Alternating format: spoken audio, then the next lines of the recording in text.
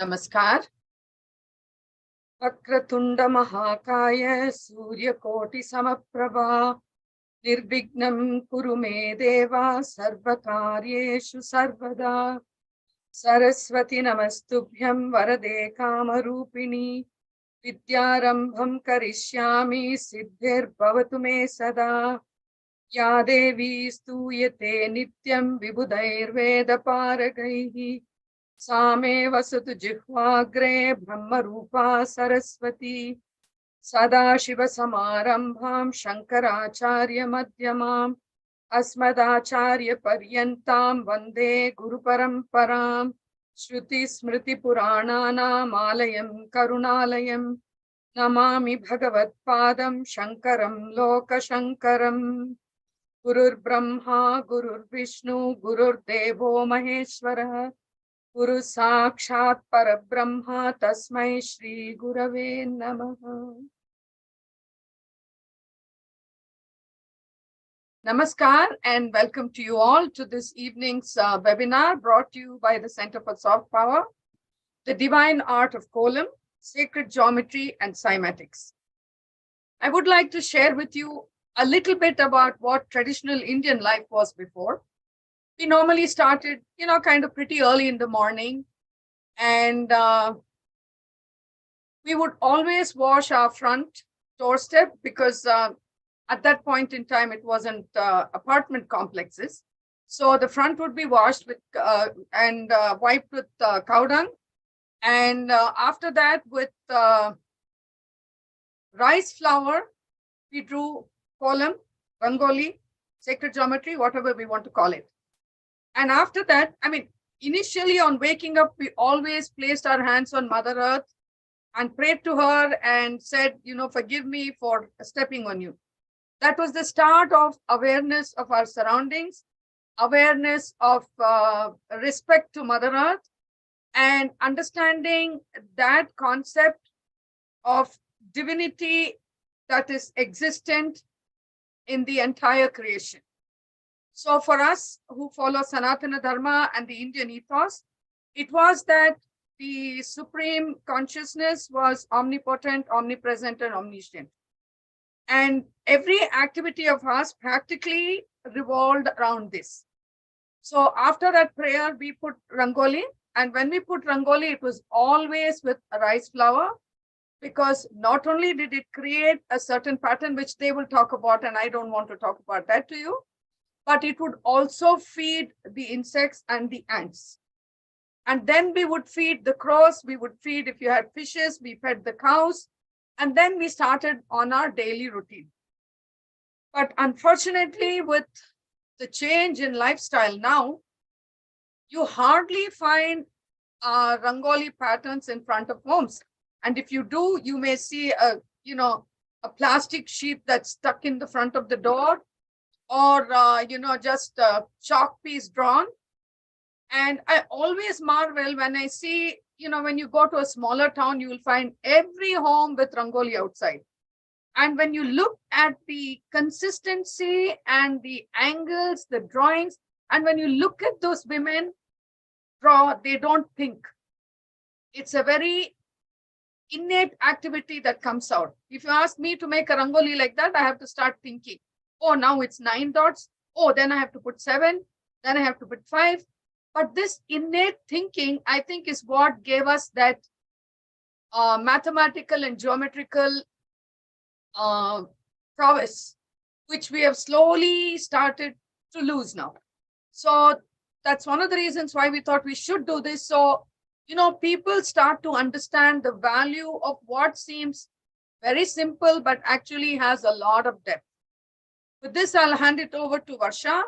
And I'd like to thank you all, the speakers, for, so spontaneously accepting to give of your time and to be with us this evening. So I welcome everybody once again, and namaskar and thank you. I'll hand it over to Varsha, and then Deepa will take it forward. Thank you. Namaskar. Thank you, Auntie. Namaste, everyone. I'm very honored to introduce the speakers of today. Our first speaker is Dr. Deepa Doreswamy. She's also going to be the moderator for the entire session. A brief intro about her. Dr. Deepa Doraiswamy holds degrees in engineering and management from the University of Pune and IIM Calcutta. Her desire to understand the Agamas and make them more accessible for a modern audience led to an interdisciplinary PhD on temple management in the Agamas at the Department of Sanskrit, University of Madras, that is now published as a book by Indic Academy. She has taught an introductory course on Shaiva Siddhanta at the Department of Shaiva Siddhanta, University of Madras. She hopes to continue exploring this ancient system that seems to be at the core of Sanatana Dharma in practice. A very warm welcome to you, Dr. Deepa. Our second speaker for the day is Srimati Shanthi Chandrasekar. Shanthi is a Maryland artist who has been drawing and painting since early childhood. Her interest in understanding different media has led to her experiment with sculpture, photography, printmaking, and papermaking. She has also been trained in the traditional art forms of Kolam and the Tanjore style painting. While many of her works are influenced by her Indian heritage, her true inspiration comes from the mystery and majesty of the world around her. Her muse lives where the scientific overlaps with the spiritual. Shanti's works have been displayed in a variety of locations in the US and in India. She won the Maryland State Arts Council Independent Artist Award in 2021 and the Individual Artist Award in 2013 and 2016 for works on paper. She recently launched an exhibition, Talai Nuraigal, 3 Generations of Kolam, at the Gandhi Memorial Center from November 12th to December 13th this year. The exhibition features her mother's, her daughter's, and her work, all inspired by Kolam. The show was curated by her daughter, Aisha Chandrasekar. A very warm welcome to you, Shantiji. And our final speaker for the day is Professor Oscar Garcia Prada. Professor Oscar is a CSIC research professor at Instituto de Ciencias Matemáticas, ICMAT. After holding MA degrees in theoretical physics and mathematics, he obtained a doctorate in mathematics at the University of Oxford in 1991 and had postdoctoral appointments at Institut des Hautes Etudes Scientifiques in Paris, University of California at Berkeley, and University of Paris, before holding positions at University Autonoma of Madrid and Ecole Polytechnique. In 2002, he joined the Spanish National Research Council, CSIC. His research interests lie in the interplay of geometry with theoretical physics. He participates regularly in public outreach activities on mathematics and their interactions with physics and music, collaborating with the newspaper El País, El Mundo, Spanish Radio Exterior, Spanish television RTVE, and other institutions in Madrid. In parallel with his mathematical work, he carries out a musical activity, singing as a countertenor specialized in early music repertoire, offering recitals in several countries in Europe, US, and Asia. His connection to India went beyond academic collaborations, thanks to his wife, who is a visual artist and anthropologist, Claudia Silva. He was introduced to the art of Kolam and started investigating its mathematical aspects. A very warm welcome to you, Professor Oscar.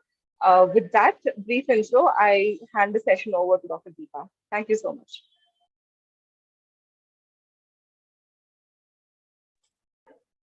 Thank you so much, Vasha, for that lovely introduction. It's wonderful to be here. Namaste once again, everybody. Shri Guru Bhyo Namaha. Yes, I have a short presentation. I think the core of what we are going to learn today, I leave it to Srimati Shanthi, who has an amazing whole set of wonderful Kolam designs up there, and Professor Oscar. But I'll just make some introductory remarks on my association with Kolam and the spiritual angle to it. I am a student of the Agamas, and I went and explored what the Agamas have to say about Kolam, because most of what we practice today as a cultural tradition, Sanatana, ritual tradition, spiritual tradition, seem to have a lot of textual origin, from the Agamas. And those of you who are listening to this term for the first time, the Agamas are like the Vedas, which are the canonical texts of the practiced traditions, Shaiva, Vaishnava, Shakta. The different practiced traditions of Sanatana Dharma have the Agamas as their manual, which which are, which encompass everything, right from how to set up a city to how to lay out a city, how to build, how to pick the right soil for agriculture, for building, where to place things, the entire Vastu science, spatial geometry, the entire, architecture, how to design and construct temples and other, buildings in, that community. And of course, the art and science of invoking the divine within the constructed temple structure, how to worship, how to sustain the sanidhya of the deity in the temple. Utsavas, conducting the regular rituals, Nitya Naimittika Kamya Puja in the temple, which is called Parartha Puja. And then the yearly Prayaschitta, how to expiate. And the whole purpose of this, of course, is transformation of society, because as I always say, we are a moksha-based society. The unsaid, understood, underlying principle is that the ultimate aim of life is moksha, and we are always sort of interacting with the unseen planes, the seen. We don't just grapple with what is visible, but we are constantly sort of striving for what is invisible, and therefore the the intersection, the overlap, like Shanti ji said, her muse lies between the overlap of science and spirituality, and we're always looking for that overlap, which is where the magic happens. So without further ado, in fact, when VGG called me about this whole topic, and she has a wonderful way. The previous thing she did was on fragrance. She has a wonderful way of coming up with these very inspired sort of topics. I had just heard the word cymatics, and so it was quite serendipitous that she called me on this topic, and had just seen it somewhere. Somebody was making these amazing designs, visual interpretation of sound frequencies, and so it was very interesting for me, which I had seen many years earlier in the form of somebody had represented what would the visual symbol of, if you vibrated om at a particular frequency, what would it be, and things like that. But very recently I'd heard the term cymatics. Of course, Kolam, I suppose in urban spaces, it's becoming forgotten art. Mostly due to our but this picture is a recent one from one of the newspapers. Okay, my internet connection says it's unstable. I'm just going to switch my video off. Hopefully it'll be better. Okay, so this is a recent picture from a local newspaper. This is the Mylapore Kolam contest, where during the Margari season, everybody comes out, and there's a competition between all those dots and curved lines. They're called pulli and chikka Kolams. Very, very interesting. So this actually captures the spirit of Kolam. People coming together. It's colorful. It's it's joyous. It's ecstatic. And in a spirit of creation and competition. And that's how I remember, my earliest memory of Kolam. I grew up, with my grandparents for the first few years of my life in a temple town right next to the temple. And my earliest memory also is, as Vijiji described it, early in the morning, somebody had to do Vasakaryam. Vasakaryam means the entrance work, quite literally the entrance work. And among the chores of the day, that was the first and the most important. And if you did not do Vasakaryam, your day would, you couldn't begin your day, And the reason also was that as we'll see a couple of slides down the line, it had a lot of spiritual significance. It had a lot of ritual significance, social significance as well. And there was great, we used to fight, saying all the children, for us, the initiation into Vasakaryam was also that, let me also make a design. And you're trying to navigate, you take a pinch of that rice powder, you're trying to make a straight line out of it. And, they give you a chance once in a while, but never on festive occasions, because it has to look perfect. And then, we're also trying, then we negotiate, we will also do the coloring.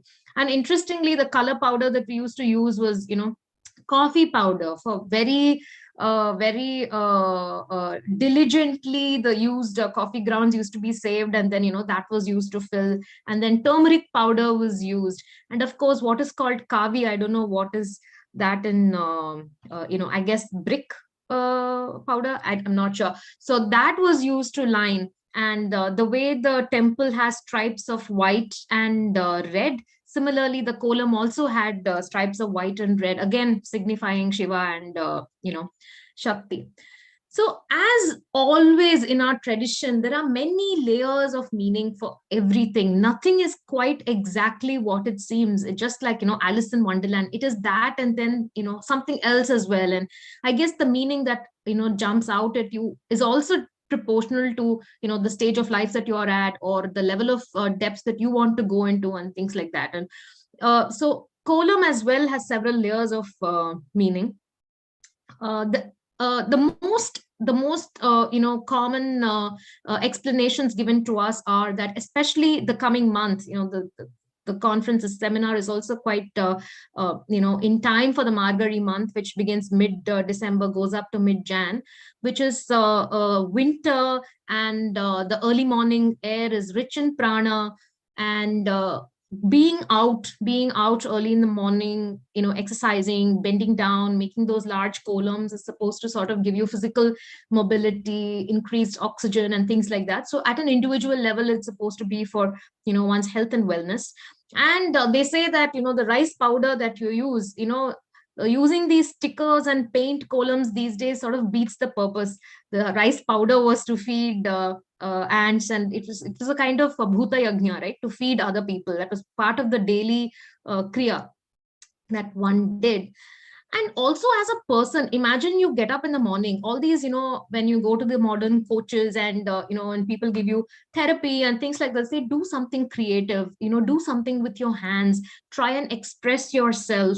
And this is such a beautiful way in which you can actually not just, of course, express one's ideas, express creativity, but also the dots represent the various obstacles in life. There was a movie called Raghavendra, in which Swami Raghavendra also says, gives his explanation of how you negotiate the obstacles of life. I'm not sure if it's common knowledge or if it originated in a particular text, but it's very obvious, that the beautiful designs around the pulley or the dots is so much similar to how one negotiates the various obstacles in life. But not just I did it with a lot of grace, with a lot of panache, so that at the end of the day you've created something beautiful. So you actually intentionally, you're creating the design of one's life, and you come back and you end right where you began. Like Tolkien said, the road goes ever on, but then you come back, and then when you've come back, you have transformed, you have become a different person. And it's quite the metaphor for life. It's so like I said, when you keep meditating on it, it just presents to you so many different meanings. And of course, it's the great social engager. And when we were children, the entire colony used to sort of fight as to who has the biggest kolam, especially Pongal mornings, Deepavali mornings. All these festival columns had to be really big. They had to signify that particular festival. And who made the biggest pongal pot, who drew sugar canes very well. And so we were fighting over who would make the earliest kolam, etc. And so much so that then we started making columns the previous night, so that everybody could wake up in the morning and see that, okay, the kolam is ready. And of course, how big and whose was pretty and things like that. And at one level, the different dots, you create them in a way that you join everything, all the dots joined together create the design. So it also signifies harmony, togetherness. And also it was a social signifier in a very interesting way, that the kolam welcomes the deities. It is supposed to be Lakshmi Karam, and it is supposed to be Mangala, Mangala, and which basically is auspiciousness. It's supposed to signify auspiciousness and quite literally invite the devatas inside. It is a welcome mat for the deities. So what happens is, if you did not have the kolam in front of your house, your neighbors assumed that there was something else going on. So if there was ritual pollution, if there was something else there was a death in the house, or there was a shraddham happening when you had to invite your ancestors for the pitru karma, you did not draw the kolam outside, because if the devatas, if entities which were not spiritual, which were not the deities, those entities had to come into your house.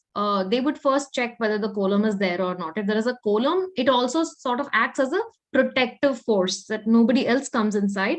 And if there is no kolam and you're specifically inviting the ancestors, then you did not draw it. And this is another interesting thing you would have seen in villages. I have seen it where, especially during the Margari month, they put this little gavya.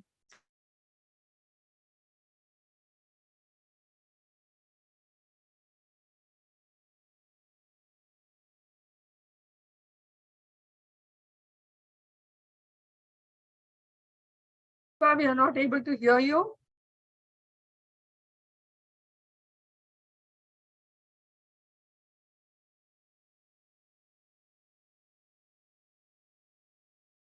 I think she's having internet issues.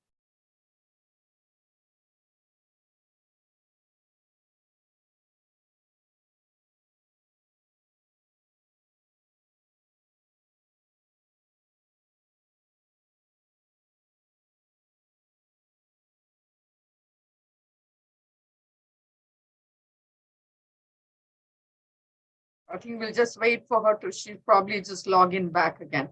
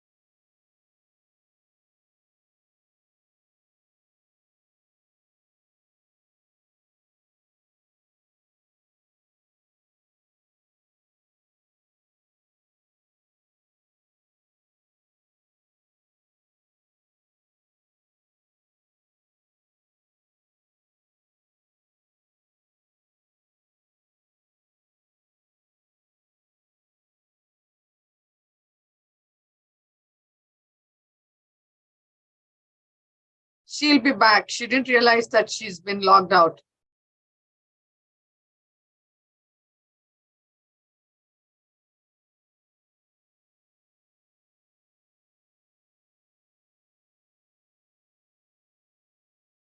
Apologies for this.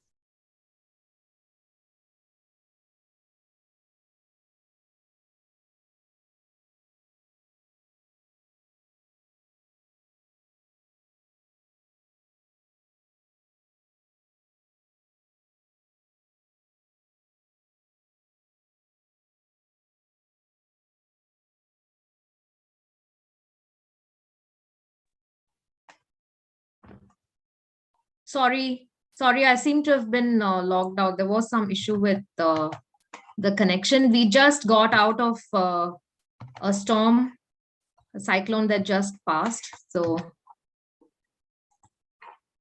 there have been some connectivity issues.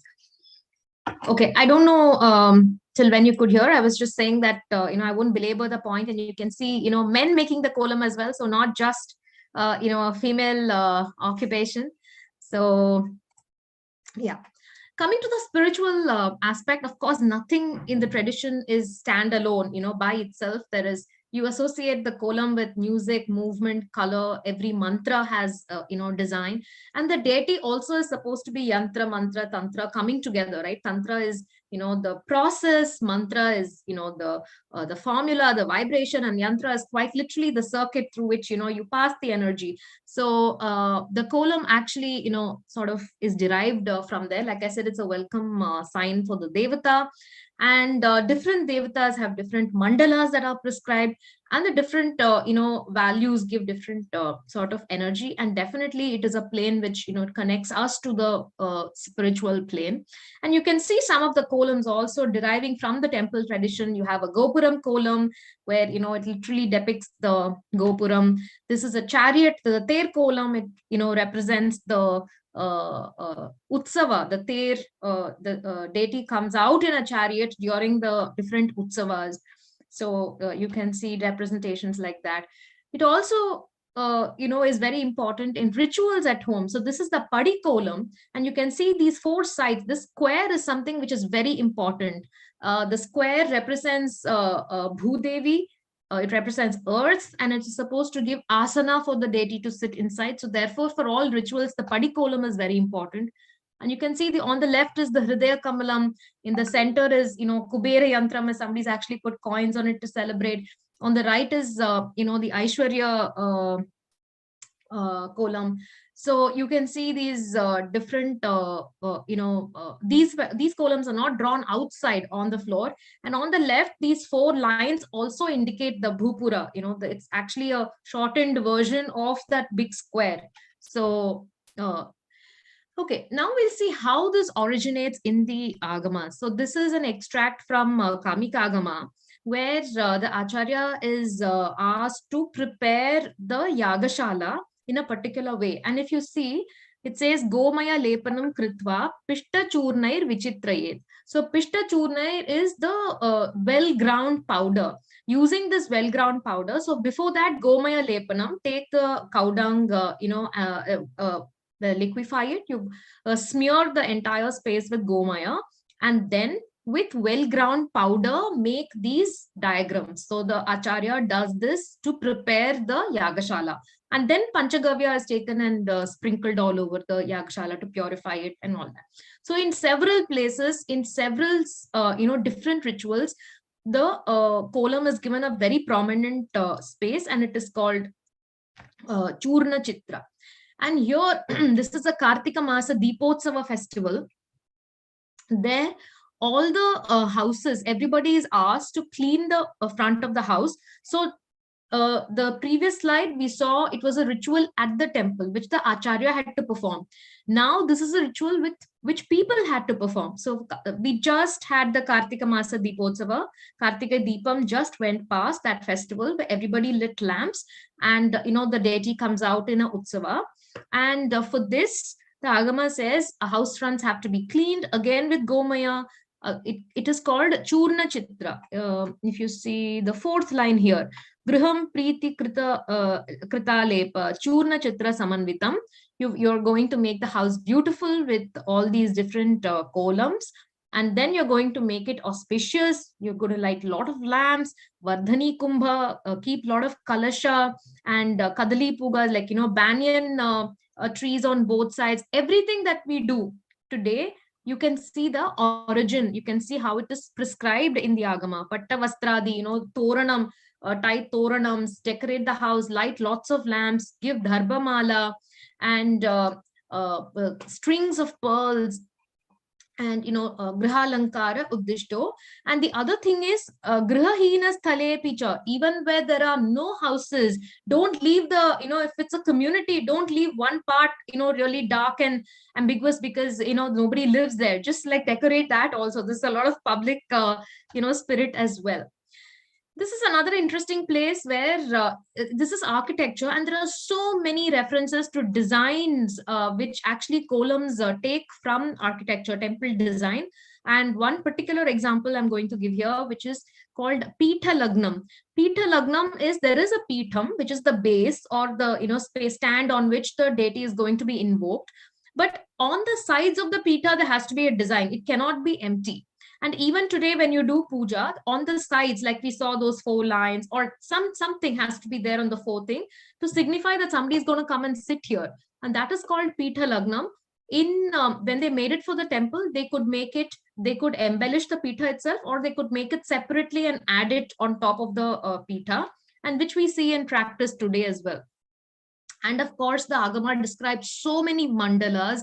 So for a particular yaga, in the Kiranagama, it says, make a Bhupura square. There are 4 entrances, just like we saw. And then there are supposed to be 5 lotuses, 4 lotuses in the 4 corners, and the central lotus, everything in a different color, and so on, to signify something.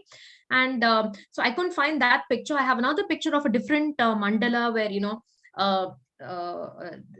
specific yantras of specific deities are you used to make the mandala to invite specific deities in the worship.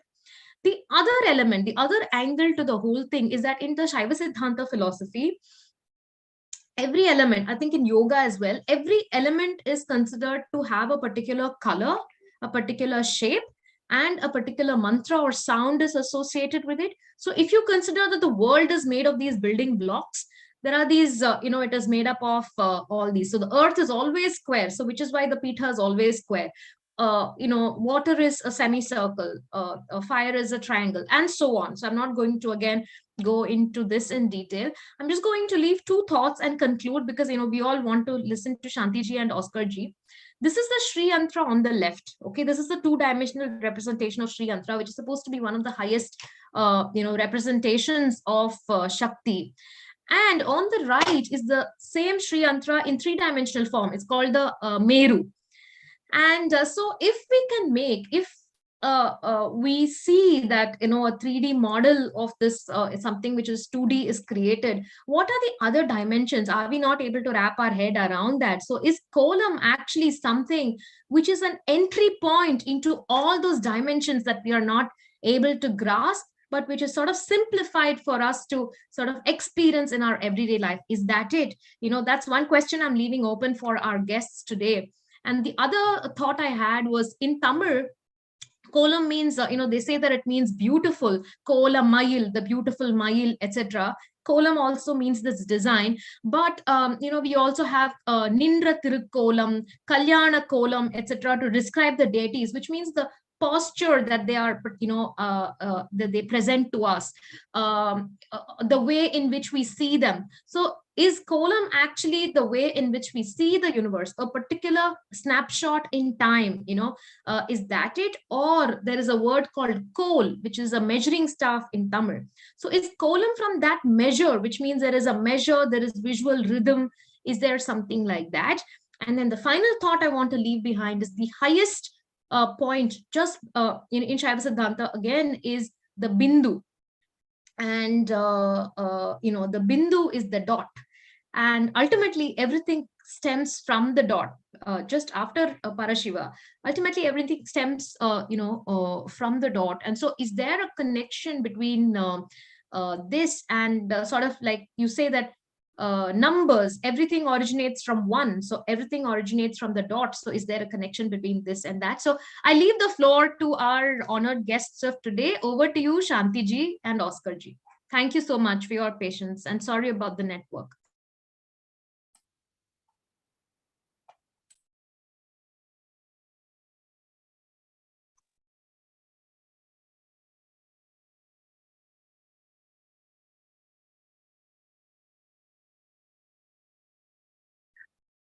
So shall I start my slideshow myself? Yes, ma'am, please try. If Okay. it's not possible, we will. Sure. Mhm. Is this good? Yeah, please Can you- try. can you see it? No. No? Can you please click on share screen button, which in the Okay. bottom of the screen. Uh-huh. Yeah, okay. After Okay, that, so now I should be able to get it. Okay. yes. Now you can Please see? put it in slideshow mode. Yeah. Uh-huh. Just move this. Click there. Yeah. Yeah. So you can see it now? Yes, please go ahead. Mhm. So namaste, vanakkam to all of you, and a very good morning here in Maryland, and a good evening in India. So thank you, Indica Software, Soft Power, I'm sorry, very early in the morning for me. Vijayalakshmi ji and Varsha ji and Oscar ji, Deepa ji for giving me this opportunity. So Kolam has been something that I grew up with in India. When you grow up, you watch this ritual done every time and you just enjoy it. But what you do is you're part of it, and you sort of only get to know, I think, its significance when you leave the place. So I had to thank my husband, Chandrasekar. We traveled to Singapore and then to the US. And it was here, when I was here, that I realized how much I missed my Kolams in India. And I started this whole series of trying to understand Kolams. And so this has been like about 20-25 years of trying to understand Kolams. And it's not a scholarly research. It is something more like wanting to understand more for my own sake and then sharing it with others. And so let me start with a brief introduction as to, about Kolams. So I learned Kolams from my mother and grandmother. And this image that you see here is reminiscent of my grandparents' house in India, where I would visit during vacations. And she would make these elaborate Kolams in front of the house, like Deepa ji had mentioned, clean the front, and even sprinkling the water to get the dust down was like an art, because I used to make puddles, and it was like you have to do it very gently, and also you have to do it quick, because it's like a few minutes that you make the Kolam, and then to draw the dots and the lines. And so this, since I grew up in an apartment, this was my opportunity to really play around with Kolams and learn a lot about it. What I learned from my mother and grandmother was about the symbolism also attached to Kolams since I was little. So my grandmother would say, you have to bend at your hips and not bend down or sit down, because that would make you both physically and mentally flexible. And I used to wonder why. And now as an adult, I think I understand why it's such a good idea to be able to do that. So there are all of these different aspects. There's also like lots of life lessons in it and philosophy.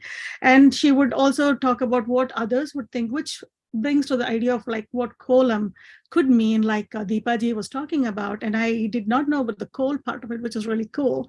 But a Kolam is an appearance, and people looking at it and looking at the house and seeing what's happening, like, if there is an elaborate Kolam, is there some special event going on? And it's those kind of things that got attached to, the Kolam.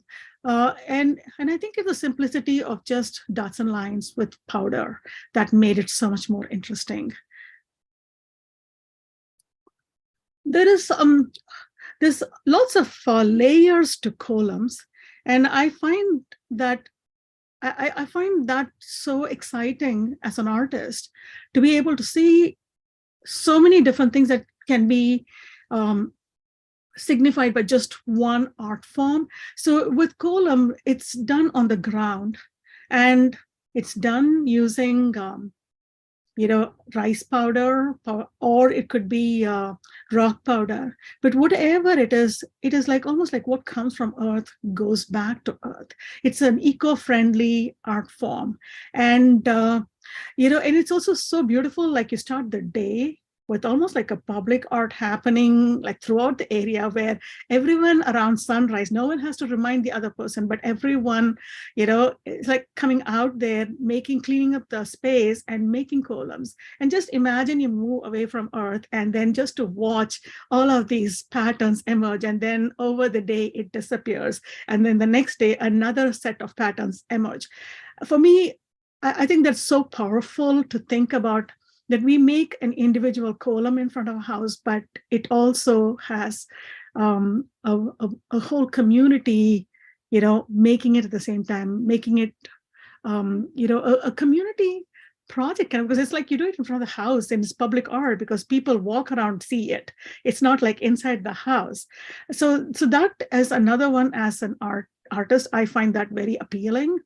But like in the first painting you see here with the cracks, it's almost like also the narrative, like the mythology of like goddesses and coming from earth, like Sita coming from earth.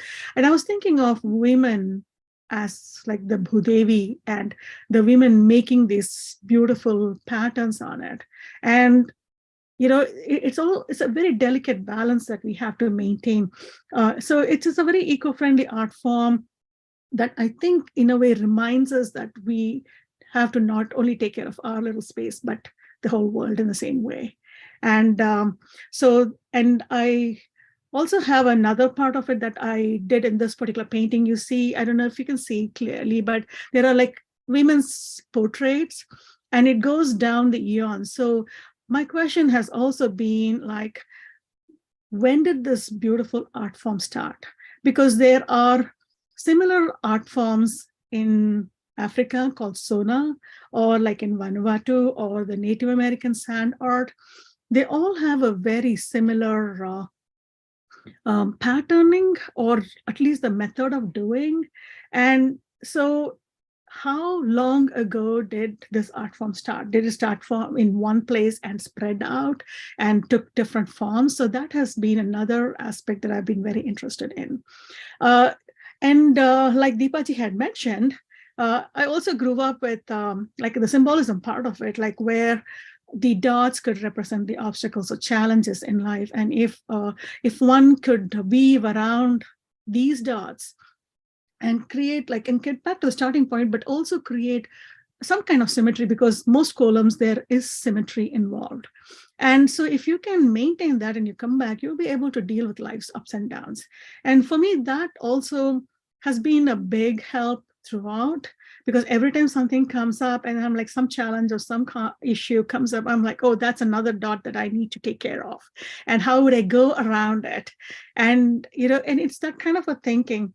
And I also, in this other piece that you see, Kolam Weave, what I was thinking of, like in life, what we see are the obstacles, the challenges seem like very visible, like the black dots. But we also have that inner strength, and even the strength of the community that supports us. And that is the white line that goes around these black dots, that we are not alone in this, that, we have to reflect upon the situation and to be able to deal with it. And there's just so many ways to find, a way around this to overcome the obstacle. So I started bringing in all of this philosophy also into my work. There's another part that really, really appealed to me, was impermanence, about change. It's about how, when you draw a column on the ground and it wears off, and then you make another one, and that's a column, that's the day and night, that's the universe, that's the cosmos. There is change, there is, things come and things go. And it's also about non-attachment. So you make a beautiful column out in front of the house, and people walk over it in just a few minutes. It's almost gone. And you don't tell people, don't step on my artwork. And you don't take credit for that artwork saying, I made this beautiful piece and please don't step on it. You are like, step on it because your vibrations adds to our positive vibrations, like for the house, like, and that part, because I heard people say that they would fill the streets with columns, especially when there are processions going on, because when people step on it, those good vibes like come into the house too. The energy comes into the house. And, when you think about it, you're making an artwork and you're saying, please help erase it. It's good so that I can make another one. You're helping me with that also, kind of. It's just sort of there's a fun aspect to it, but it's also pretty deep. And in this particular painting, like I wanted to show that it's about the non-attachment. It's about women doing. It's also about the various issues women face, people face. Like when I say women, it's also people, it's the whole world. And how do we go about it? Because I think going back to the roots helps us in terms of identity. Wherever you are, like, it doesn't matter what art form that you're working on. I work with columns, but it could be any other art form also. That, that you grew up with. And if you can just, and that helps build an identity in a very, very positive way. It's not like I am this and you're this kind of, but it's like we are this. And I think the differences actually make our lives so much more enriched. And so this is one in terms of letting go, impermanence, non-attachment. And then, I want to talk about the basics of Kolam. So like Kolams are done, and people in the US are usually surprised when I say we don't use tools. When you make Kolam, you just make your marks. It's very cool how you can make almost perfect grids of dots without any measurement. It's almost like the music, and which is why, Deepaji, I think that's really cool what you said about the rhythm, the call, because when I talk to my students or show people, I say it's like music. You just let your hand move in that same spacing and time, and you just don't think too much about it. You just keep going, or place your hand, go over that space and see if it is equidistant, if there is a 90-degree angle that's coming up there, and you have to be part of it then, till it becomes second nature to you, but then till then, you are not going to measure this. And I know people use like fingers. That's what I do with my students. And in Vanuatu, in Sona drawings, I think they use their fingers to separate them. So there are different techniques. So women, when they do it in India, you just don't see them make. And it's not always perfect, but that's okay. Because, I also think it's like you make a mistake, it's okay, you learn from it. And then with Kolams, the mistake is just for a few hours. And then the next day you can work on it and improve on it. So, you don't have to strive for a perfect Kolam. You do what comes and you feel good. So there are different kinds of grids that we use in Kolams. And so we have a 3x3 grid here. There's a 5x5 grid here. Then there's the 7:1. So the notation is like, usually how my mother used to write for me would be 7:1. And so then I will know start with the 7 and then reduce like to 5, 3, and 1. In this case, here it is like an even number 1. So this is 10 dots, and then you ready like it's 6 dots. And then, so there's this pattern even in the grid formation. And then the lines have their own story. So, so this is one kind of Kolam. So there's the other triangular grid or isometric grid where the dots create equilateral triangles or regular hexagons. And I think that's so cool that even we have to measure with, protractors and like, or maybe make circles and then get, these points. But it's very cool because it's not half and it's not, quarter. It's somewhere in between there that you have to eyeball it and make this, because if you don't get it right, then your hexagon is just going to collapse. And so then you can make all of these other drawings where you can go with the lines around it or connect the dots and create your own patterns depending on the season. You can make them into lamps or pongal pots or, a lot of different possibilities. And then there are also Kolams without the lines, without the dots. So what I have been doing in my, so I have a physics and psychology background, and I love math. I don't know about being good at it, but I just enjoy seeing the connection between math and life. Like in school, I used to wonder about having the 10 fingers, and is that why you have the metric system that fits in so beautifully? And how does calculus fit in? What was Newton thinking about? How does all this combine to create? And so then when I was drawing these Kolams at that time, when I was growing up, I did not think of it as mathematical. I just thought it was something that I've seen women do it. So it's like something that women do every morning. But then recently, what I did was I started getting into the shapes of Kolams. So there are 6 basic shapes of Kolams like there. And I have to tell you this, that is the names that I come up with are my own.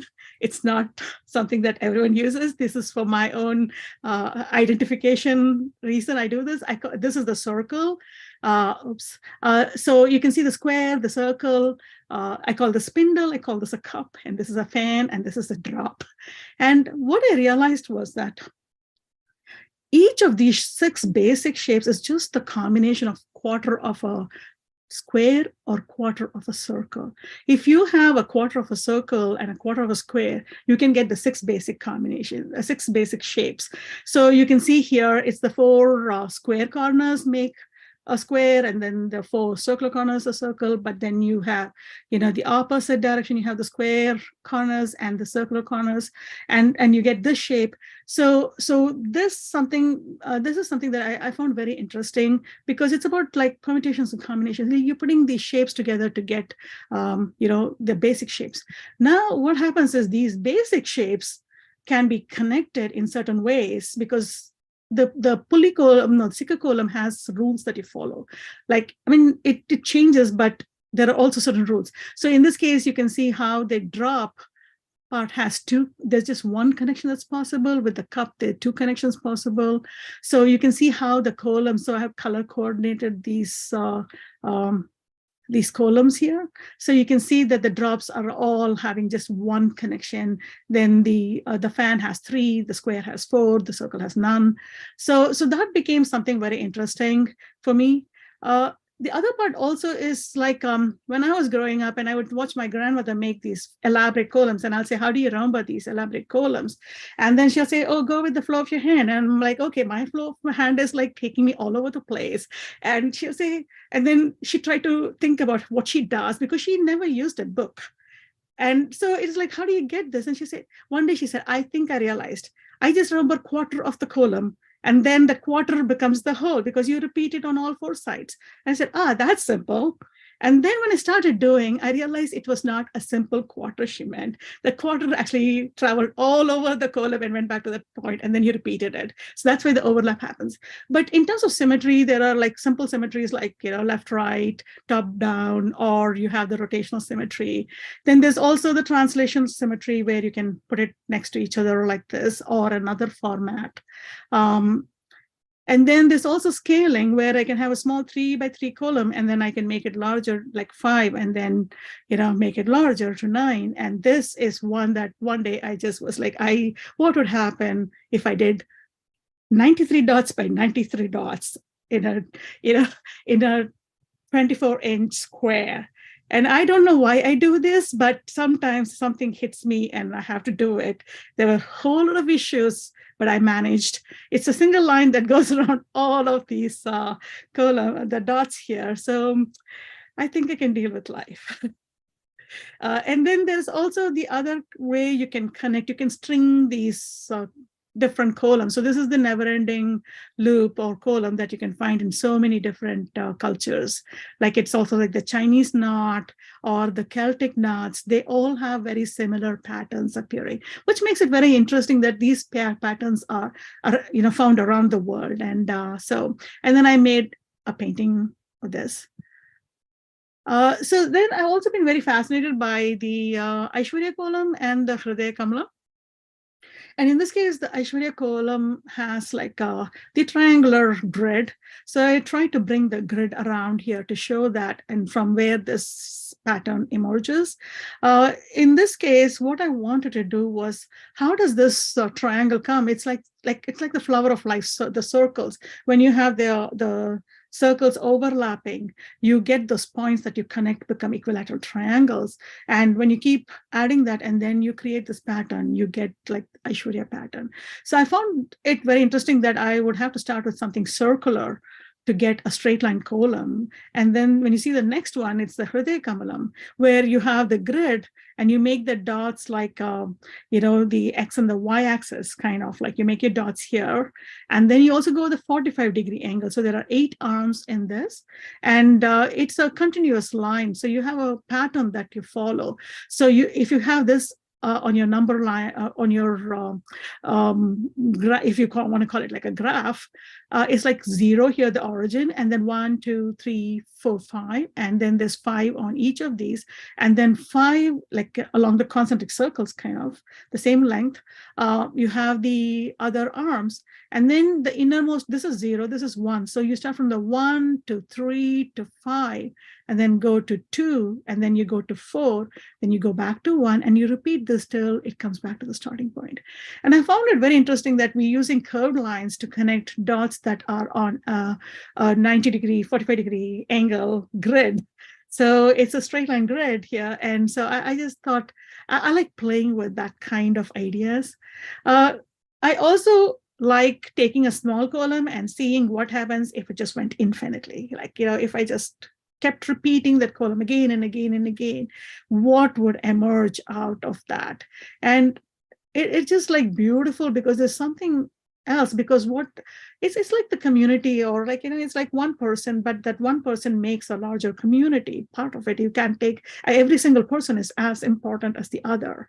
And that is what makes this whole thing. It's the same here. It's like that one little shape repeats as like different ones there that come together, and then a whole new pattern emerges out of it. And I find that very interesting. So this is called Aditya in terms of the brightness of 1,000 suns. That is something that comes in a lot of writing verses. So I took that part of it. And this is the Aishwarya Kolam in terms of earth. So, again, having a balance and harmony in it. So for me, I'm also very interested in other aspects of science. I do a lot of physics, and I do a lot of neuroscience. And I was like learning about the glial cells in the brain. And when I saw the shapes and what they do and everything, I don't know why, I just kept getting images of columns. So I decided to make the glial cells, like the nucleus of them, become the column dots. And it gives me a way to connect how my brain thinks of columns. And so this particular piece here is about the memories and the brain cells that make me hold on to those column patterns and to be able to draw them. This is one of my most recent column paintings that I did. So this is called Memory Lane, and it's about the different apartments and houses I've lived that I remember where columns have been part of, and the different columns that I've learned. So it sort of became like, my father's a retired civil engineer, and I grew up with a lot of floor plans around me. And then my mother would draw the columns and embroidery and all of that. So, I just thought this piece was like my memory lane, like remembering all of this. But there's the other aspect that I also connect with in terms of like cosmology, because what you see here is like, it's a blueprint, but it's also the cosmos, because all of this we have our place like in terms of space and time, because columns are about space and time. They are drawn at the threshold of space and time, like it's at the threshold of the house, at the or between day and night, the twilight. And so there is that sense of the threshold. And it also makes me ask this question when I live here, is like, where am I from? And which part of the cosmos am I in? And it just gives me that. But there's also the question of infinity and singularity. And the dots and lines of the column, the curved lines of the column, they remind me of light, like the particle, the dual nature of light, like the particle and wave nature of light. So I bring in all of this when I draw this column. It's not just the column, it's not just the houses, it's not just this, but it is very, very layered, the way columns are, because columns are such versatile tools. Like we can use it for so many different things, to understand a lot of different things. It's about, I don't know, I saw somewhere, and it reminded me of protein folding, the way, or the DNA structure, like here you can see you have a feel for the DNA. So that's one of mine. So I have performed column. I've drawn column in different places. The first one you see here was at the Smithsonian. So they had asked me, and so I did a series of columns with rice, the wet column, ma column, with ground rice. So this was a performance piece. So I made it in front of like an audience. And the other one was on a parking lot. You can see the permit only. It was the National Folklife Festival held in Salisbury in Maryland. And I was invited to do this. And what you see in the background is really cool because that is another traditional art form from Baltimore. It's called screen painting. So what they had actually done was arranged to make a doorway and the stairs. And then they asked me to do the column in front and said, okay, let's combine the two, two traditional arts from different parts of the world together. And then I also had the opportunity, thanks to Rupal Shah and Soumya Savna, like they both had approached me and asked me if I would be able to make a project for the DC public schools, but then it just went way beyond that throughout the whole country. And we ended up having the community create their own shapes. So we gave them the templates and we asked them to print. This was in the middle of like COVID and everyone was home. So we asked everyone to print out 4 sheets with the 4 corners of a shape. And we assigned the shapes and we asked them to decorate it based on whatever they wanted to say. And we got from like, from California and like, so many different states around the country. We got 1,950 tiles like this. So we put them up. I'm sorry, how do I go back? So we put them out in front of, on the 3rd Street, in front of the Capitol building. And it was a wonderful experience because a number of people learned how to draw columns and were part of it, to the extent that so many people asked us if we could continue. And the latest now, I currently have a show with my daughter. She came up with this idea when she saw my mother's embroidery, like, of columns. She said, how about we have a show here of 3 generations, so Talaimurigal, 3 generations of columns. So my mother, so you can see the Hriday Kamalam, my mother is, she has done a very colorful piece here. And with thread on cloth.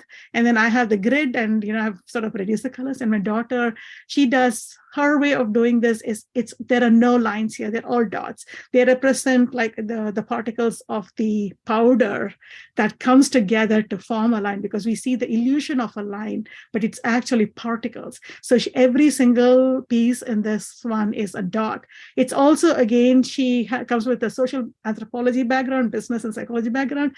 So she brought in all of that in terms of like how the networks work, how people come together and, to form the community, to form a line to show this. So this is my latest show. And so here is the volunteers who helped here. And there were just so many more volunteers who couldn't come to support because we had COVID restrictions. But all the pieces that we got were in this. And, it was a wonderful opportunity. And thank you so much.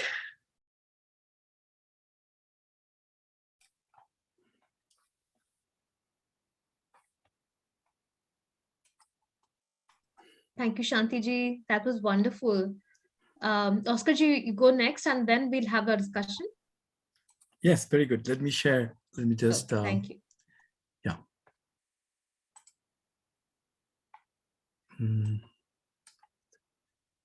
Second.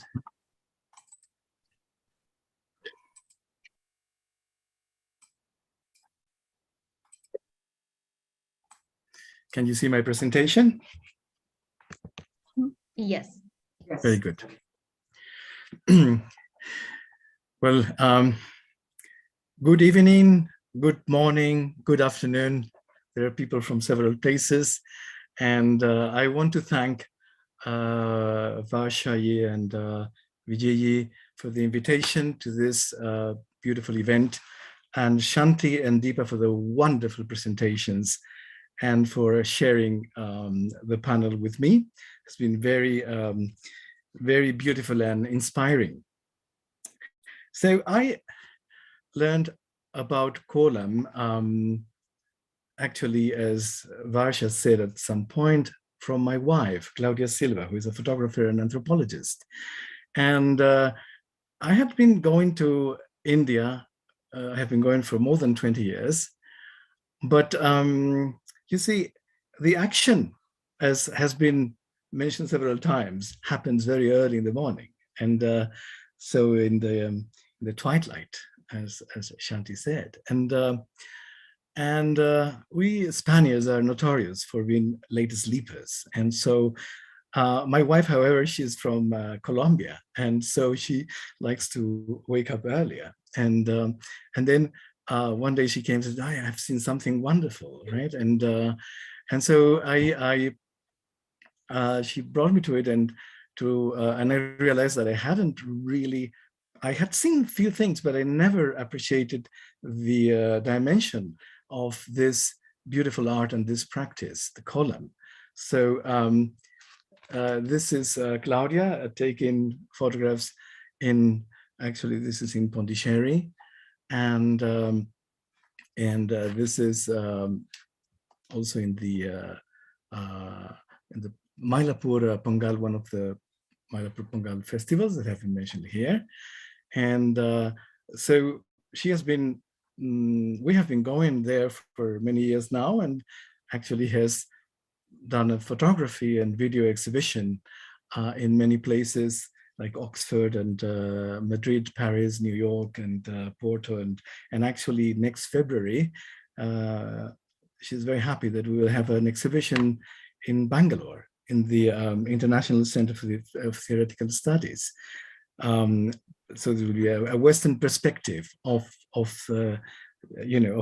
Kolam is. By the way, she sends her greetings. She's not with us today because she's actually in a meditation retreat this weekend. And so I will talk about some aspects of Kollam. Some have been mentioned here already, but about having to do with symmetry, with graph theory, with computer science, fractals, Fibonacci numbers, ethnomathematics, and education. And of course, I will only be very brief because each of these subjects requires maybe a whole lecture. And so let me start with symmetry. As we have seen, most columns have some kind of symmetry, bilateral symmetry, rotational symmetry.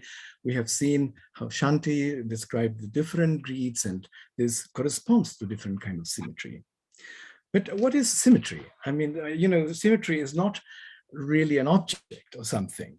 It is some sort of transformation. It's a way of moving an object such that the object, after you move it, is the same. So it remains the same after the transformation. So this is, so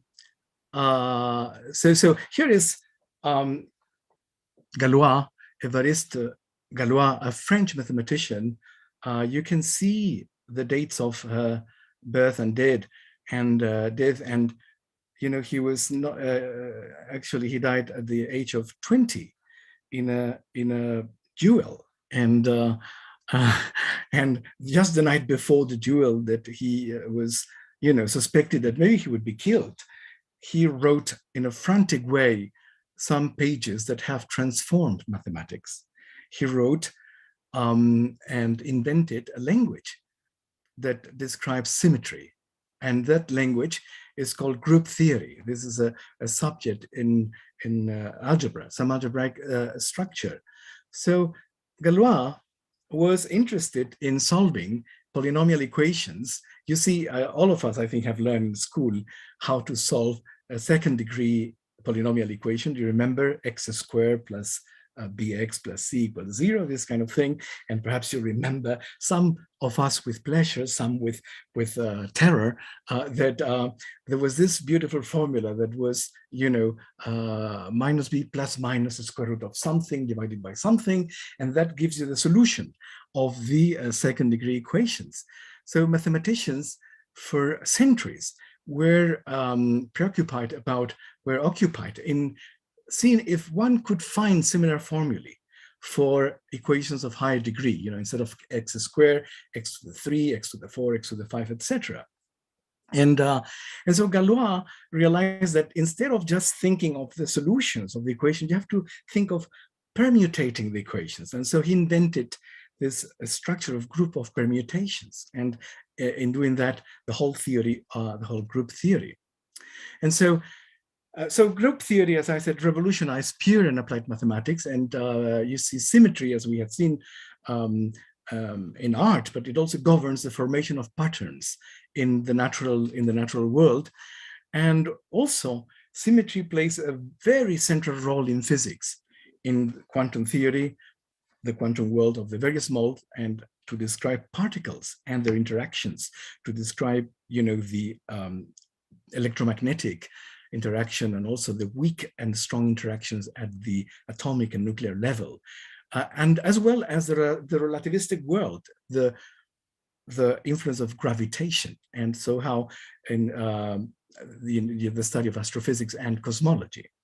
So symmetry is at the heart of all these things, and so symmetry is fundamental to the scientific understanding of the universe and its origins. This is another important mathematician, Sophusli from Norway.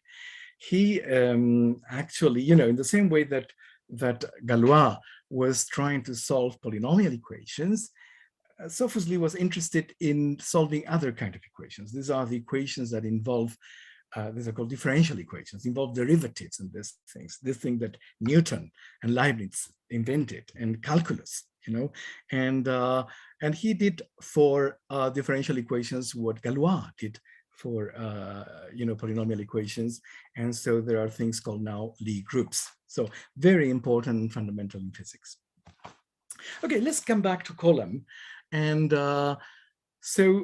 I'm always, I must say that once I have followed the performance of Kolams, very moved at the very beginning of the action, when the dots, this is something that I find absolutely fascinating, not just the dexterity with which women, typically women, although we have seen already men, yes, in the Pongal festival, there are no men, and foreigners also, not just people from India, but foreigners, some of whom actually win prizes. And so the pulley, right? The putting the dots is really one of the most amazing moments, and to me is a meditation, right? Is the beginning of a profound and deep meditation. And of all the columns, I mean, we have seen many columns that Deepa and Shanthi have shown us, beautiful symmetries, different kinds. I was particularly interested in what I just named Kambi columns. I don't know if it's a standard name, but you see those columns that have a single close and interrupted curvilinear line, that the line Kambi, right, intertwining the dots. So this have been the columns that I have particularly called my attention from a mathematical point of view. And the fact is, this is a question that if you're a mathematician, or maybe even if you're not, you can ask yourself, how can we be sure by looking at a column whether it consists of a single line or not? Sometimes it is obvious, when you have a little circle around a dot, there's always, and then other lines, there are more lines, but sometimes it's not obvious at all. And so how can you actually know it? And so here, the great Swiss mathematician, physicist, and astronomer, Leonhard Euler, from the 18th century, gave an answer to that. And the answer, I mean, he didn't know about Kollam, I'm sure, but he actually was confronted to a very famous problem at the time. That was the Königsberg Bridges problem. Königsberg was a city in Prussia, and nowadays it's actually in Russia, and a different name. And the city is set in both sides of the Prigel River, and in addition to the two lands, that the river separates, there is in the middle of the river 2 large islands. And so the question was, and there are 7 bridges, and the question is, can one have a walk through the city crossing each of the 7 bridges once and only once, right? So Euler make a fantastic simplification. Mathematicians like to simplify life problems we deal with, with physics, biology, and many things, we have to simplify things to understand. And first simplification that Euler did was to produce this graph where these dots, these blue dots, are actually the pieces of land. These are the piece at one side of the river. There's another one. These are symbolic, right? And then these are the two islands. And so the lines are the bridges, right? So you have a graph, and now he actually produced a theorem. And the theorem says that for a single continuous line that returns to its starting point, like in Kollam, to be possible, each intersection in the figure must have an even number of lines emanating from it. So here you can see that actually in all the crossing, in all the vertices, there are always an odd number of lines, right? I mean, it would be enough if just in only one, it would be just, just an odd number. So this is the odd number, and so it is impossible. There is no way in planning a weekend with your wife in the 18th century to see if that weekend we could try out 10 different parts to see if we can make it. This is the power of mathematics, because there is a theorem that says it is impossible, right? And so this is, I'm somehow always reluctant to use the term sacred geometry for the single reason that for me, all geometry is actually sacred. And in fact, all mathematics. What do I mean? I mean, in the sense that a theorem is a truth independently of your beliefs, right? And so this is some power of mathematics and to solve a problem. And so indeed, you can now take your favorite column and try to see if it is really possible to have just one and only one line, continuous line.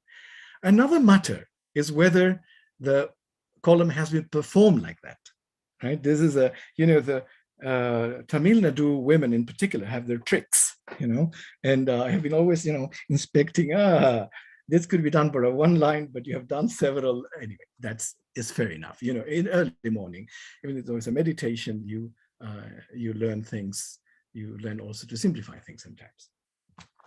Now, I want to talk about a connection of Kollam with something else, with computer science.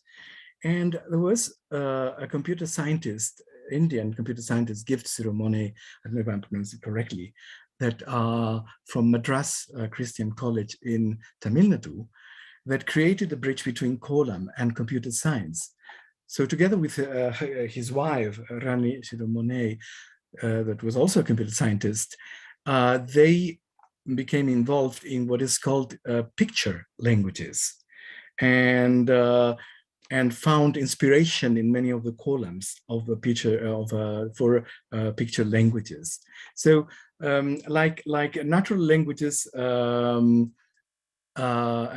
computer languages, picture languages are made up of restricted sets of basic units, some fundamental units, and some rules that you put together.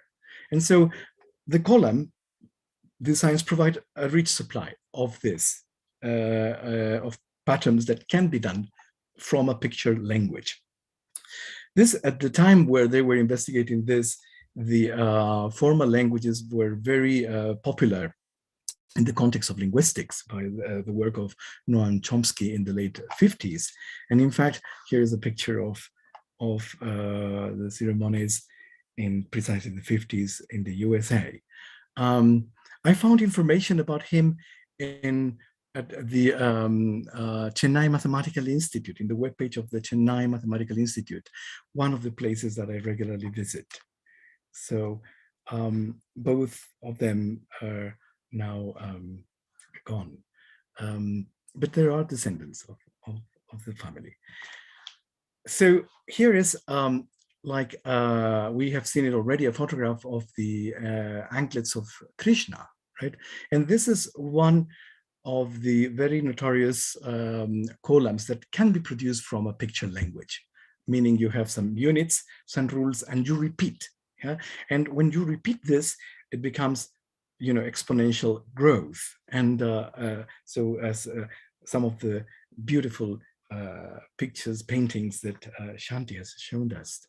And sorry, I should go. yeah. So here is another, and that connects with my next topic, which is that of fractals. Here is another kolam that can be produced with a picture language. And this is the snake. And this kolam, as you can see, even though is a what I call can be kolam, is one that does not intersect itself. This column can also be generated, as I said, from a picture language. And this is what I am showing here is just, you know, one member of the family. You can repeat this, you know, and the property, one property is that this process leads to a fractal. And the limit is a simple, closed, self-avoiding, and space-filling curve. These are very special curves called Peano curves and relate to something very important in mathematics. That's called the Cantor set, where you can also see exponential growth of the patterns.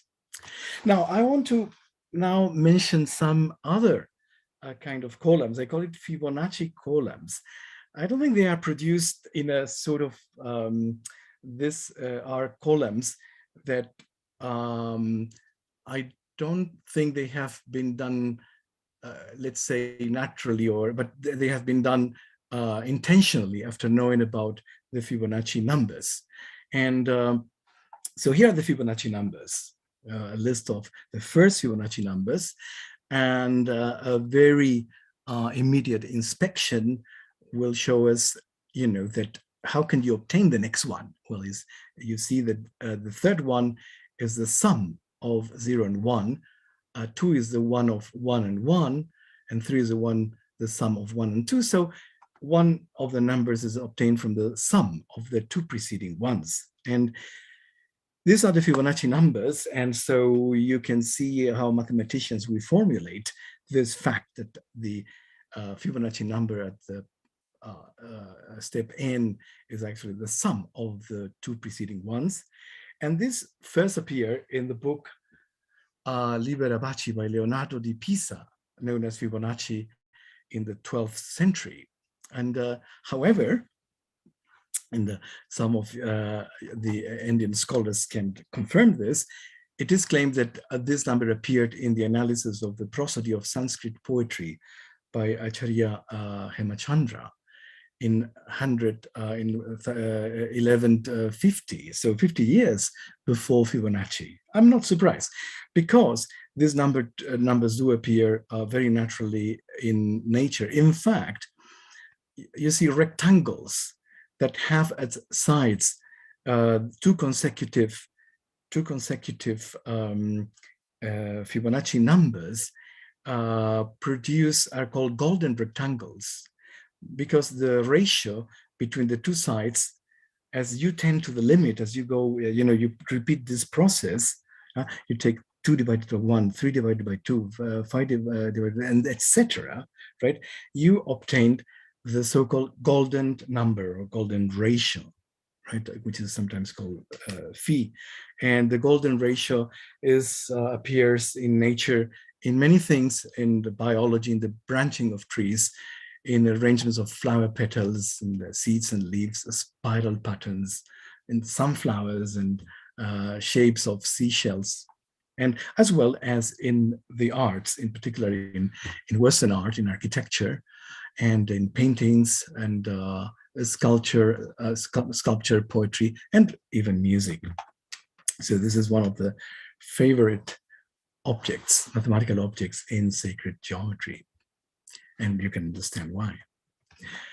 So here's S. Narayanan, a former physics professor at the Tata Institute of Fundamental Research in Mumbai. This was the first institution I visited in India about 25 years ago to visit my good friend and collaborator, Professor S. Ramanan, who was also a professor in mathematics there.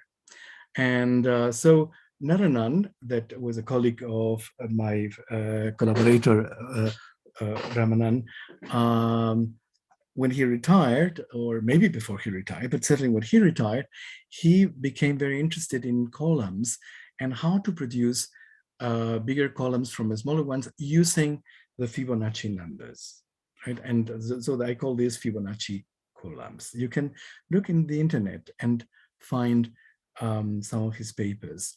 Very unfortunately, even though I went to Mumbai and so on, he passed away not long ago, and I am very sorry that I missed him. I would have loved to discuss with him about his beautiful Kolams. So I want to mention to me an important connection, which is that of Kolam with the field of ethno-mathematics. And so ethno-mathematics is an area of study, and the term was introduced by a Brazilian mathematician called Ubiratan D'Ambrosio. And this can be defined as a relation between mathematics and culture, often associated with culture with no written expression. Of course, this doesn't apply to India. India has a lot of written expressions in many languages, beautiful languages. But you understand that this is from the work of an ethno-mathematician, Marcia Asher, whose books I recommend strongly. She defines ethnomathematics as the study of mathematical ideas of traditional peoples, or another ethnomathematician, a Dutch ethnomathematician, Paulus Gerdes. It is a study of mathematical ideas and activities as embedded in their cultural context. In contrast to culture-free and universal approach to mathematics that is dominant in academia. I am a mathematician that works with this kind of universal mathematics. And in a sense, ethnomathematics is a way in which we formal mathematicians approach these mathematical ideas, these mathematical practices, these mathematical thoughts. You see, the women in Tamil Nadu and other places of India that practice Kolams, Rangoli, etc., many of them, they don't have any training in mathematics, and they don't think, oh, I'm going to do a symmetry with this group now, this Lie group maybe is a, no. But they know wonderfully what symmetry is, much better than many mathematicians, right? And so in that sense, mathematical thoughts and mathematical practice of traditional people, like Shanthi mentioned Sona. Sona is a practice in Africa that is done with the fingers in the sand, right? Which is very similar. The patterns are very similar, although the connotations are quite different.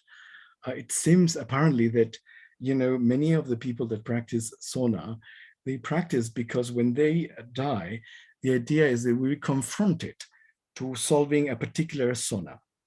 And if they don't solve it, they cannot be with their ancestors. So this is, you know, it's a lot of pressure to practice if you want to join wonderful your ancestors. And so indeed, Kolam provide a great example of the way in mathematical ideas in a traditional setting can reach beyond their own cultural boundaries to enrich and contribute to academic interests. This is exactly how many of the province of Kolam can produce very wonderful mathematics, as they can produce the ephemeral art that Kolam is, or also other beautiful creativity and manifestations of arts like the one we have been seeing in the presentations of Shanthi and Deepa. And let me just mention to finish that in particular, in view of the words that Vijay was saying at the beginning, that the practice of Kolam somehow is disappearing and so on in some places, and the need for stimulus. And one important stimulus that I think is being taken seriously in many places, in some places in India and also outside of India, is using the practice of Kolam as a tool, as a great tool for mathematical education, to help children to develop visual, spatial, and algebraic tools, in addition to being able to express their creativity. So in conclusion, here are some aspects of the conclusion that of the things we have seen, that Kolam represents a beautiful fusion of art and science, religion and philosophy, the eternal and the ephemeral, the material and the spiritual. And so here are just few references that I have been using. And with this, I finish. Thank you.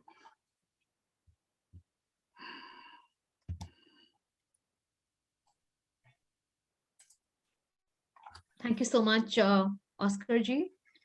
Thank If the audience has questions, you could put it in the Q&A box or the chat box.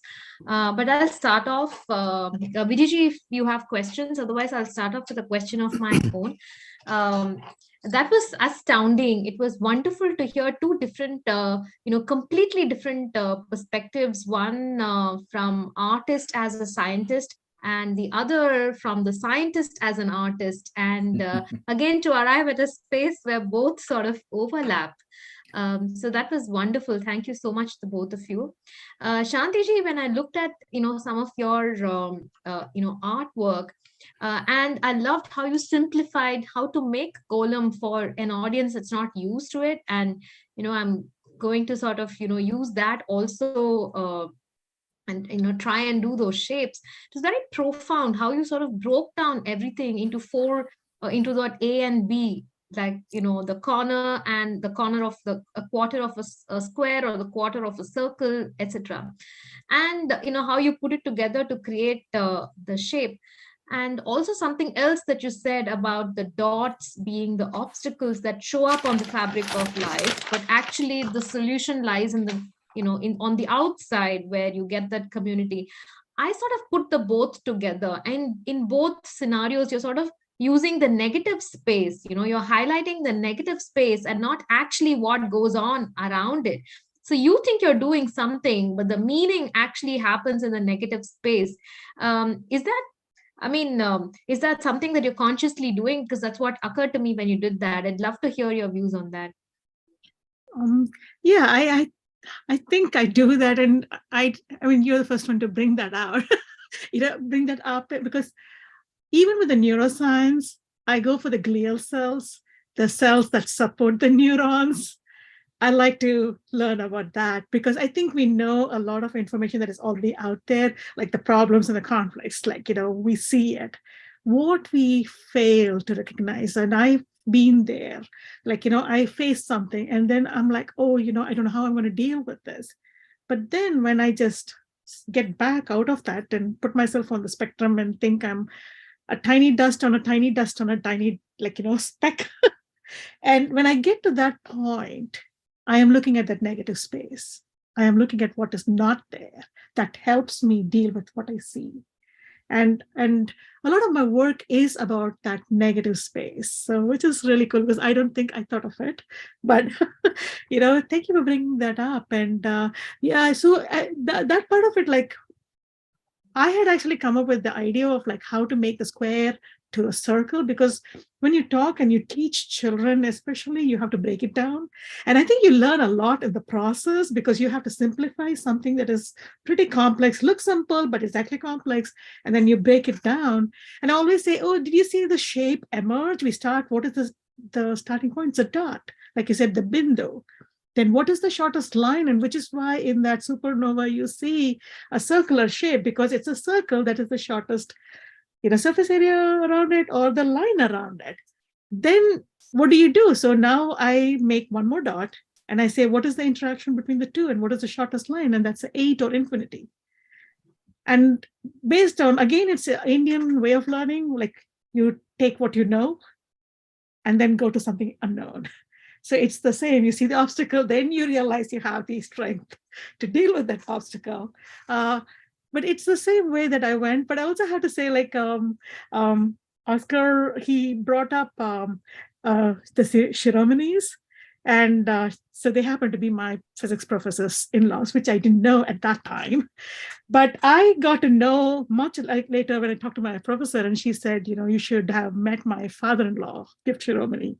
And but I met Rani Shiromani, and I actually shared with her about what I had found, about the square to the circle, or the circle to the square, transformation of the shapes as you keep including one more node, kind of where the connection points are. And she thought that was very cool. So she said, so we had a little conversation of many years ago. But that was something, I think it's necessity again. So when COVID happened and we wanted to do this project, what is one way for people to be able to print those patterns at home? We wanted one shape, and 12 inches would be a decent size. So the way to do was, okay, let's take a printer sheet and see if we can do a quarter. And out of the quarter came, I was like, I don't need many templates. I just need 2 templates. You realize that till then I didn't break it up. And so it's like, when you're having a challenge there, then you problem solve, which is what Golem is about. Amazing. And So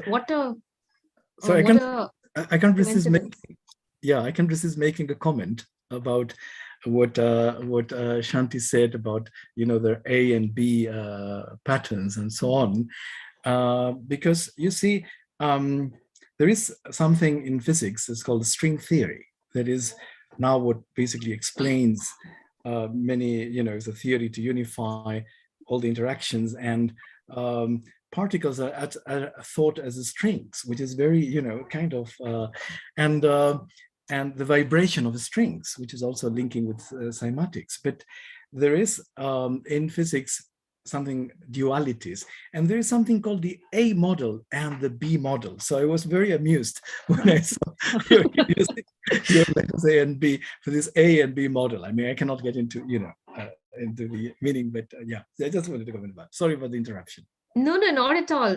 We continue with that, Oscar G, in terms of, you brought up cymatics. Could you explain to the audience what is, cymatics in this context? And then I have a follow-up question for you.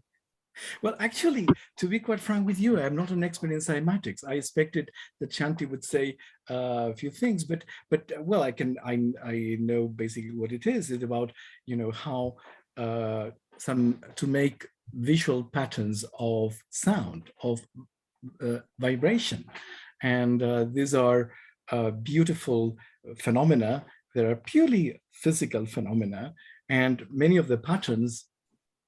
Most of the patterns have, or say a lot of patterns have a lot of symmetry and produce similar designs to what you see in Kollam, right? And of course, with symmetries and so on, and these symmetries are nothing but actually the symmetries of the equations that in fact describe this phenomena. These are equations for a wave function, something, these are vibrations, right? So this is, I am not an expert on cymatics, but it's a fascinating thing how you can visualize the sound.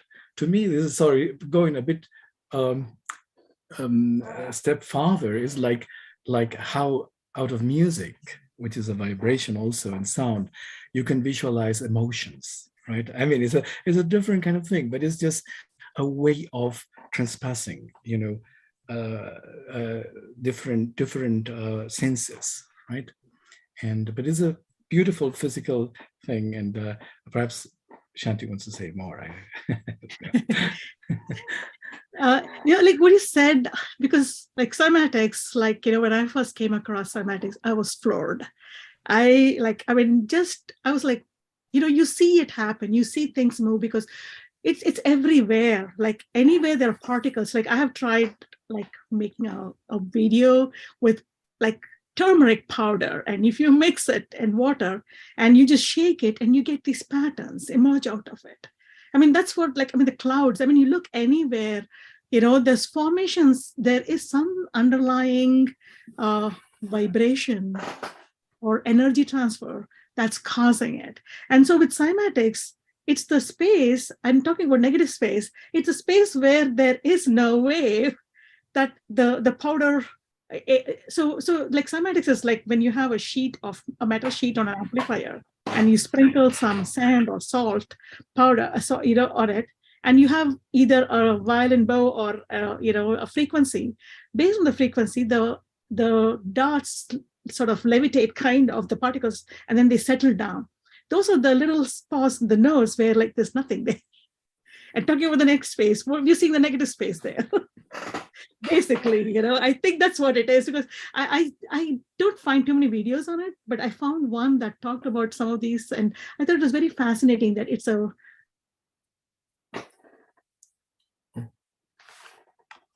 keep going from what you think is a particle as a vibration, and then you go to the vibration as a particle. This, I think it's just fascinating. Beautiful. I loved both, these expressions. And what really stood out for me, when you said, when you talked about the definition of ethno-mathematics, Oscar G, and it was very interesting that the first definition said something like where there is not much expression